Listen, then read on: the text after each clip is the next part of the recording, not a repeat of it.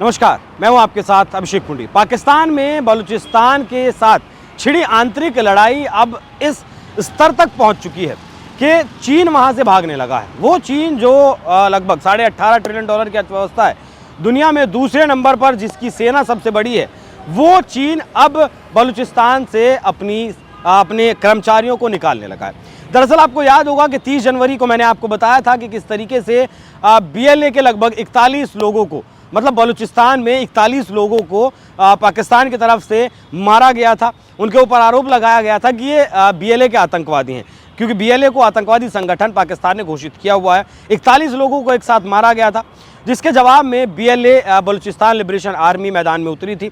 31 जनवरी को उसने ऑपरेशन हेरोफ 2.0 शुरू किया। हालांकि इसकी शुरुआत 2024 में इसके वर्जन 1 की शुरुआत की गई थी, लेकिन अब वर्जन 2 की शुरुआत की गई।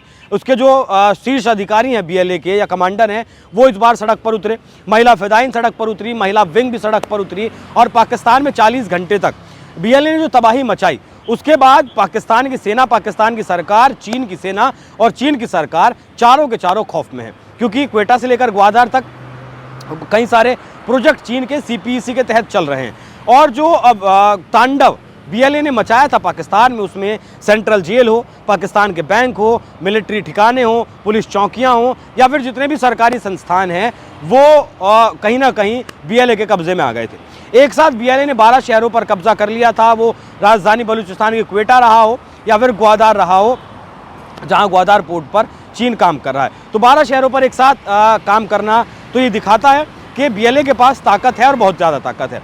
हालांकि पाकिस्तान की तरफ से इसे फितना अल हिंदुस्तान कहा गया कि भारत के प्रायोजित आतंकवादी ये हैं, भारत इन मौतों का जिम्मेदार है, क्योंकि BLA की तरफ से दावा किया गया था कि उन्होंने 200 से ज़्यादा पाकिस्तान के सैनिक मार दिए हैं और 17 से ज़्यादा कैप्चर कर लिए, मतलब 17 से ज़्यादा उनके कब्जे में है। अब नया आंकड़ा निकलकर सामने आया है। BLA और पाकिस्तानी सेना दोनों की अगर बात करें तो लगभग 300 लोगों के मारे जाने की खबर है। वहीं पाकिस्तानी सेना का दावा कि उन्होंने 150 से ज़्यादा बलूचिस्तान के आतंकवादियों को मारा है। अब ऐसे में चीन के जो कर्मचारी काम कर रहे हैं बलूचिस्तान में, उनकी सुरक्षा पर गहरा संकट खड़ा हो गया है, क्योंकि ये पहली बार नहीं है। इससे पहले भी विरोध कर चुका है BLA।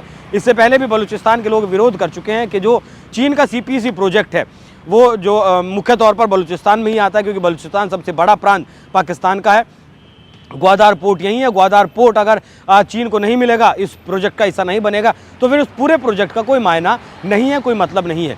चीन के कर्मचारियों पर, काम करने वाले इंजीनियर्स पर BLA की तरफ से पहले भी कोऑर्डिनेटेड अटैक, टारगेटेड अटैक किए गए हैं। खैबर पख्तूनख्वा में जो TTP है, उसके द्वारा भी अटैक किए गए हैं और कई चीनी इंजीनियर मारे भी गए हैं। तो ऐसे में अब चीन ने पाकिस्तान को खाली करना शुरू कर दिया है। चीन ने बलूचिस्तान में जो उसके इंजीनियर्स थे, उसे खाली करना शुरू कर दिया है। साथ में जो राजदूत हैं चीन के पाकिस्तान में, उन्होंने इसाक डार को बुलाया, तलब किया, कड़ी फटकार लगाई कि अगर तुमसे सुरक्षा नहीं हो पा रही है तो हमें बताओ। हालांकि पिछले महीने खबर ये भी आई थी कि अपने नागरिकों की सुरक्षा के लिए, अपने इंजीनियर्स, अपने अधिकारियों की सुरक्षा के लिए चीन बलूचिस्तान में सेना भेजेगा।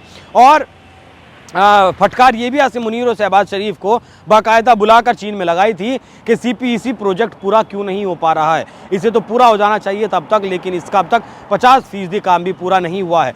$70 बिलियन से ज़्यादा चीन इसमें निवेश कर चुका है। बहुत भारी मात्रा में निवेश आगे भी होना है। जब CPEC 1 पूरा हो जाएगा तो CPEC 2.0 पर भी काम होना है। तो ऐसे में जब पहला प्रोजेक्ट पूरा नहीं होगा तो आगे का प्रोजेक्ट क्यों होगा।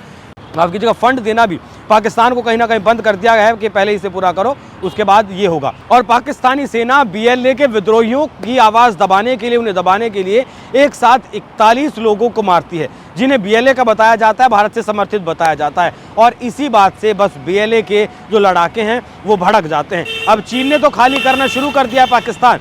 क्या अब बड़ा सवाल ये उठ जाता है कि क्या चीन के जो इंजीनियर और उसके जो नागरिक हैं वो दोबारा से पाकिस्तान में आएंगे, बलूचिस्तान में आएंगे, CPEC पर काम दोबारा से करेंगे? उनके साथ क्या उनकी सुरक्षा के लिए चीनी सेना आएगी? और अगर चीनी सेना और पाकिस्तान की सेना मिलकर इस प्रोजेक्ट की सुरक्षा करेंगे, तब BLA क्या करेगा? क्योंकि BLA के पास सीमित संख्या है, सीमित संसाधन है, सीमित हथियार हैं, क्योंकि ये बताया जाता है कि लगभग 6000 लड़ाके BLA के पास अभी हैं। लेकिन अगर चीन की सेना भी बलूचिस्तान में आ जाती है तब BLA के लिए ये बहुत भारी काम हो सकता है और एक भारी विद्रोह पाकिस्तान में शुरू हो सकता है। बाकी देखना होगा कि आने वाले वक्त में चीन क्या कुछ कदम उठाता है। बाकी आप लोग इस विषय पर क्या सोचते हैं, कमेंट बॉक्स में अपनी राय जरूर दीजिएगा। नमस्कार।